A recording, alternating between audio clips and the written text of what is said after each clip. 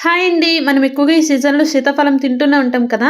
మరి ఎప్పుడు రొటీన్‌గా కాకుండా ఒక్కసారి ఇలా ఐస్ క్రీమ్ కూడా ట్రై చేయండి. మెస్మరైజ్ అయిపోవాల్సిందే మరి. దీనికోసం ముందుగా నేను ఒక 3 సీతాఫలం అయితే తీసుకున్నానండి. తీసుకొని దీని లోపడున్న గుజ్జంతా ఒక బౌల్‌లో తీసుకోవాలి. తర్వాత దీంట్లోని సీడ్స్ కూడా తీసేసుకొని ఈ విధంగా తయారు చేసుకోవాలి. ఇప్పుడు ఈ గుజ్జునంతా కూడా జ్యూస్ జార్‌లో వేసుకొని దీంట్లోనే కండెన్స్డ్ మిల్క్ ఒక 2 టేబుల్ స్పూన్ వేసుకోవాలి.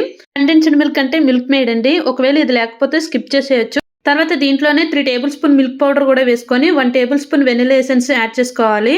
అంతేనండి. ఇంక దీంట్లో ఏమీ వేయాల్సిన అవసరం లేదు. మూత పెట్టి బాగా మెత్తగా గ్రైండ్ చేసుకొని ఏదైనా బౌల్‌లో గాని, బాక్స్‌లో గాని వేసేసి ఇలా సిల్వర్ సీడ్‌తో క్లోజ్ చేసేసుకొని ఒక 10 అవర్స్ ఫ్రిడ్జ్‌లో పెట్టేసుకుంటే ఐస్ క్రీమ్ అయితే రెడీ అయిపోతుందండి. దీనిపైన కాస్త డ్రై ఫ్రూట్స్ చల్లుకొని ఇలా రోల్ చేసుకుంటూ ఒక ప్లేట్‌లో సర్వ్ చేసుకున్నారంటే కస్టర్డ్ యాపిల్ ఐస్ క్రీమ్ అయితే రెడీ అయిపోయినట్టేనండి. ఐస్ క్రీమ్ పార్లర్ కన్నా ది బెస్ట్ అనిపిస్తుందనమాట. అంత టేస్టీగా ఉంటుంది. తప్పకుండా మీ ఇంట్లో ట్రై చేసి పిల్లలకి పెట్టండి. చాలా ఇష్టంగా తింటారు. మళ్ళీ మళ్ళీ అడుగుతారు. Bye bye.